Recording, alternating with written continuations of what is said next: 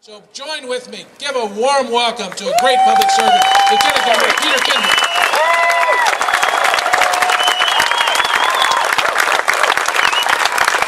Thank you, my good friend Carl Bearden. Thank each and every one of you for coming out on this magnificent spring day in Missouri, the state you and I love. You know, in the last 15 months, since the revolution has been underway in Washington, D.C., a top-down revolution being imposed on us, there have been many defining moments. And I know that there are defining moments in your experience over that period. I want to tell you about one of mine.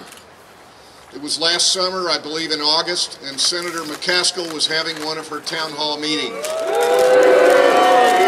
Now, like some of her colleagues, the meeting was not going all that well for Senator McCaskill. If I'm not mistaken, this one was in Jefferson County, I believe in Hillsborough, at the community college. Maybe some of you are from there or were there. And some constitutionalists stood up to Senator McCaskill at this town hall meeting. I had it on in the office with volume turned down low, but I turned it up on Fox.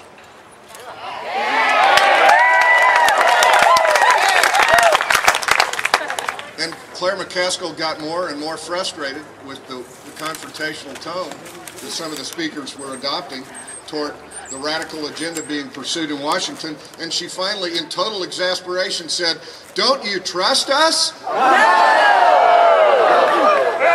Ladies and gentlemen, the answer to Senator McCaskill was supplied not by me, but by the founders of this country. Thomas Jefferson said, "Bind them down with the chains of the Constitution."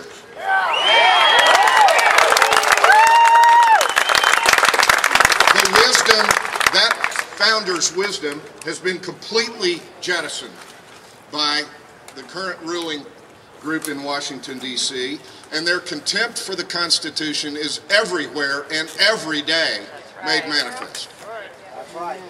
You saw it when Nancy Pelosi was asked last summer or last fall about the constitutionality of the health care measure being debated. And she snorted and laughed off the question as though it were a joke. That is how they respect your Constitution, our founding document, our sacred document. They have no respect for it. And so they proceeded in a corrupt manner that we all could see how corrupt it was to undermine the Constitution in the passage of that bill. At every step, promises were broken, commitments were forgotten, and the process was shown to be corrupt. Now, there's something every high school student learns about the checks and balances in our form of government, and we usually think about those checks and balances as between the three branches, the three co-equal branches of government at the federal level or at the state level: executive, legislative, and judicial. But there's an equal guarantee of our liberty that is being trampled on here, and that is the federal system of the states having a major role.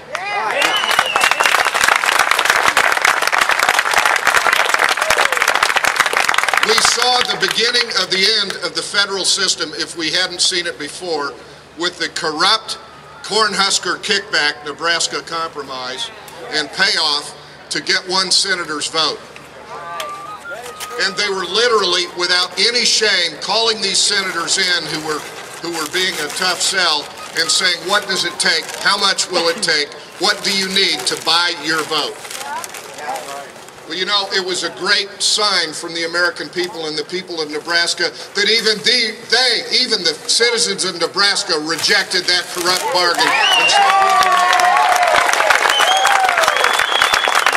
but if you didn't know what that signal was, that it was the beginning at the end of federalism, then it was made manifest in the final bill passed last month, where the federal government simply hands the bill to Missouri taxpayers and dictates the terms of every condition of private employment of every citizen in Missouri and every other state. And that is wrong, and it is violative of our individual rights as Missourians and Americans.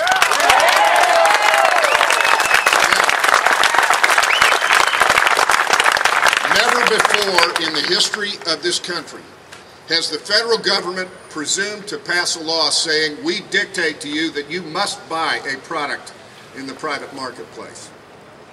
But they've done it now. Now they're claimed the pretext, the justification for this is the Commerce Clause to the U.S. Constitution. And I'd use this example.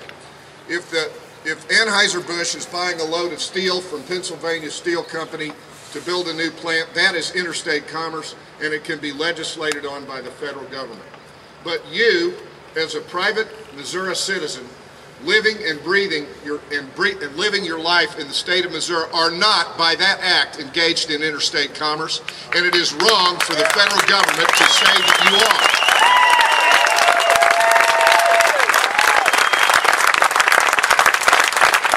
I tried to explain on Greta Van Susteren last Wednesday night, if we allow this principle to go unchallenged, there is no limit to what the federal government might do under this bogus rationale of the Interstate Commerce Clause. For instance, we could wake up someday and find that a federal law has passed saying you may buy GM or Chrysler cars, but not Ford, Toyota, or Nissan. And there would be no limiting principle to federal action to them passing that law. Do you think that sounds fanciful? No. It may have sounded fanciful some months or years ago, but who would have thought we'd be piling the trillions on trillions of debt that we have now? Who would have thought that they'd be taking over automobile companies, hiring and firing CEOs in the name of the federal government, keeping plants open that have always been private decisions by private companies? Who would have thought that in the name of a health care bill, they would have nationalized the entire student loan industry in that bill and put banks and private institutions out of that business? But they've done it now. Folks, it is by slow, almost imperceptible steps that we lose our freedom. And the price of liberty is eternal vigilance.